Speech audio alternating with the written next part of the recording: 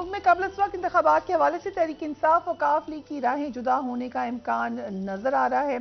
चौधरी परवेज इलाही बदस्तूर मार्च में असम्बली तहलील करने पर जोर दे रहे हैं, जबकि तहरीक इंसाफ ने आज एक बार फिर इसी माह असम्बलीज की तहलील और रमजान मुबारक से पहले ज़िमनी इंतखाबात के इनेकाद पर जोर दिया है। आज तहरीक इंसाफ का आलिया सतह पर मुशावरती इजलास लाहौर में हुआ, जिसमें एक बार फिर असम्बलीज की तहलील पर गौर किया गया। इसी के हवाले से स्टेटमेंट्स दी गई।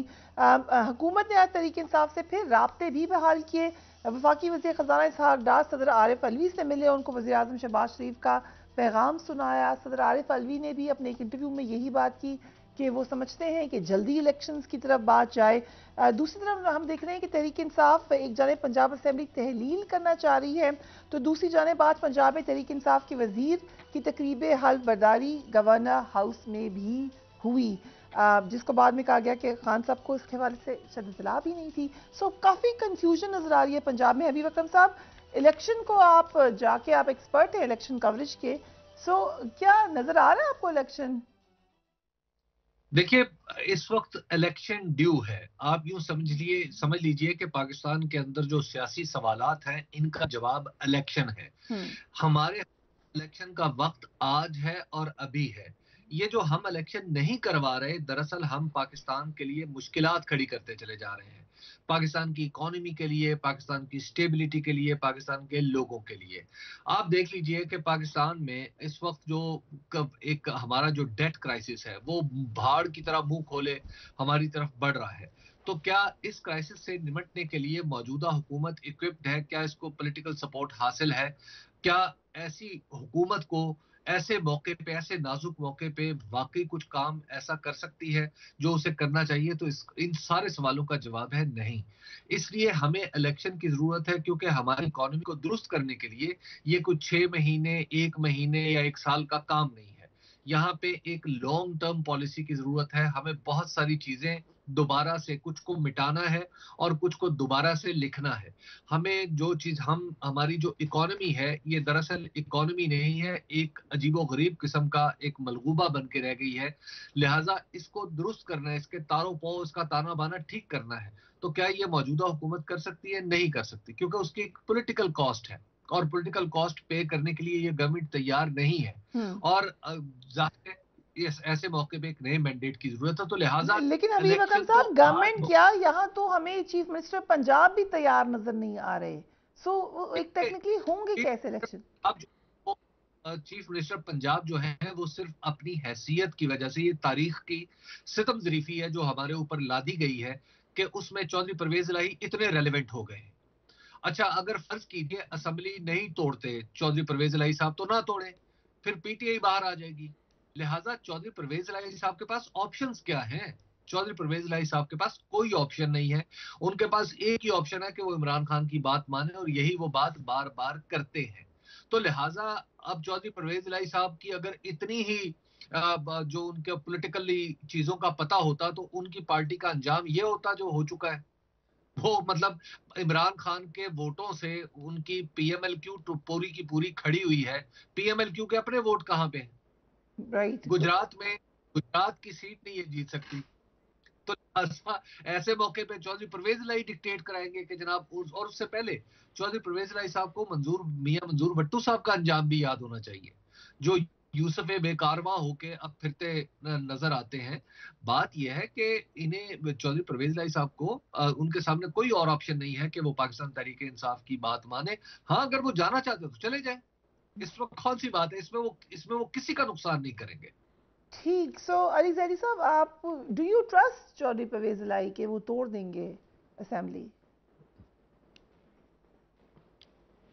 हाँ फरिया, देखें, आपका जो सवाल है ना, वो एक स्ट्रेटेजिक पॉलिटिकल स्ट्रैटेजी के ऊपर है। और मैं आपको ये बता दूं कि मेरी एक राय हो सकती है, आपकी राय हो सकती है, बाकी लोगों की राय हो सकती है, चौधरी साहब की राय हो सकती है। फैसला सबकी राय लेने के बाद करना है खान साहब ने, और जब खान साहब फैसला करेंगे तो ये हो जाएगा। हमें उससे पहले आप जितनी मर्जी डिस्कशन कर लें, ये पॉलिटिकल स्ट्रैटेजी कभी भी टीवी के ऊपर बैठ के कम से कम थोड़ी लेकिन बहुत ऑप्टिक्स बड़े अहम है अली जैदी साहब। एक तरफ आप लोग रोज कह रहे हैं हम असेंबली तोड़ देंगे, दूसरी तरफ पंजाब काबीना में एक वजीर हल्फ ले रहे हैं। मुझे सिर्फ ऑप्टिक्स के हवाले से बता दें, कैसा नजर आ रहा है? मैं आप बहुत अच्छा सवाल आपने किया है। आपको ऑप्टिक्स कंफ्यूजिंग लग रहा है ना? आपको बिल्कुल ठीक लग रहा है। मुझे तो कंफ्यूजन नहीं लग रहा, मुझे तो लग रहा है वो नहीं तोड़ेंगे असेंबली चौधरी परवेज इलाही, मुझे तो ये नजर आ रहा है। अच्छा चलें, आपको ये लग रहा है कि चौधरी परवेज इलाही असेंबली नहीं तोड़ेंगे बेस्ड ऑन जो वो कह रहे हैं। गवर्नमेंट को भी यही लग रहा होगा। ओके ठीक है, वैसे आपको कैसे लगने, चलिए हमारी पॉलिटिकल स्ट्रैटेजी है। ठीक मुझसे पूछा गया एक शो में, एक आपके एक सीनियर एंकर हैं बड़े चैनल के, उनका बड़ा शो होता है, बड़े से दोस्त हैं आपके भी हमारे भी। उन्होंने मुझसे पूछा कि जी आप 26 तारीख को जाके वहाँ क्या करेंगे, आप क्या इस्लामाबाद जाएंगे, क्या करेंगे? तो जब उनके बहुत सारे सवाल थे, मैंने सारे सवाल के जवाब देने के बाद आखिर में उनको बताया कि मैं क्यों बताऊं। उन्होंने कहा शायद आपको पता ही ना हो। मैंने कहा इससे तो अच्छी खबर ही कोई नहीं है कि ये आपको भी नहीं पता कि मुझे पता है कि नहीं पता, और मुझे अगर पता है तो मैं क्यों बताऊं, और अगर नहीं पता तो और भी अच्छी बात है। देखिए पॉलिटिकल स्ट्रैटेजीज, पॉलिटिकल बैटलफील्ड की स्ट्रैटेजीज कभी भी टीवी के ऊपर नहीं की जाती। और जो भी खान साहब कर रहे हैं, जो भी उनको फैसला करना होगा, जब वो करेंगे तो सबके सामने आ जाएगा। ये कभी भी डिस्कस नहीं करते। उन्होंने आपको अपनी डायरेक्शन बता दी है।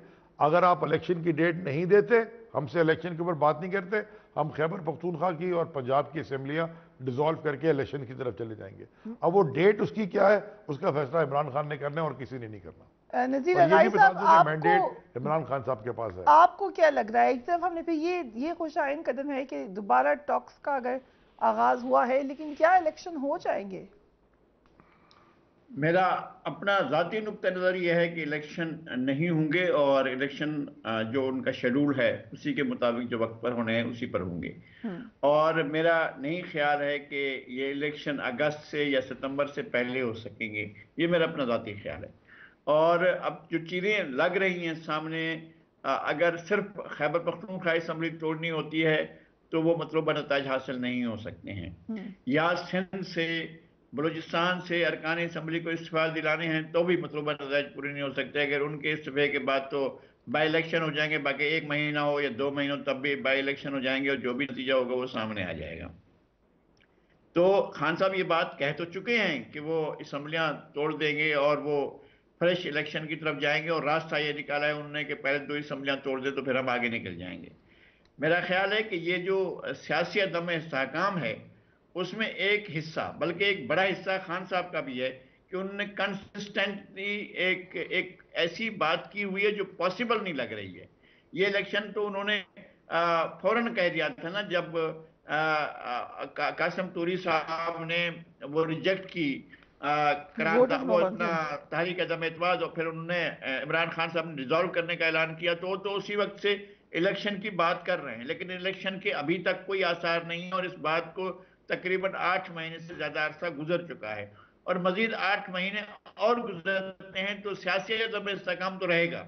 इलेक्शन की मंजिल तक हम नहीं पहुंच पाएंगे, और अगर सियासी अदम इस्तेहकाम रहता है तो मुल्क में मुआशी अदम इस्तेहकाम रहेगा और बेयकीनी की सूरत हाल भी रहेगी।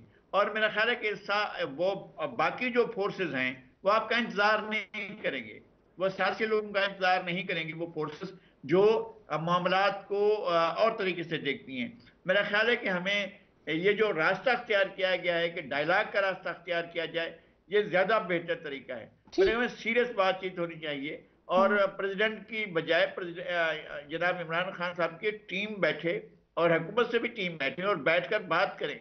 और नुक्ता नजर देने का सबको अपना अख्तियार है, सब अपने अपने, और मानना ना मानना भी सबके अपने अख्तियार में है। ये नहीं है कि कोई किसी को डिक्टेट करा लेगा या कोई किसी से बात मनवा लेगा, लेकिन एक ऐसा माहौल पैदा करना जरूरी है जिसके तहत ये चले भी हम इस बहैसियत कौम आगे बढ़ सकते हैं। ठीक है, उनको वो पसंद नहीं है, राइट, इमरान खान साहब को वो लोग पसंद नहीं है जो हुकूमत में है, और हुकूमत में जो लोग हैं उनको वो पसंद नहीं है इमरान खान साहब, और या उनके रुफका जो है वो पसंद नहीं है।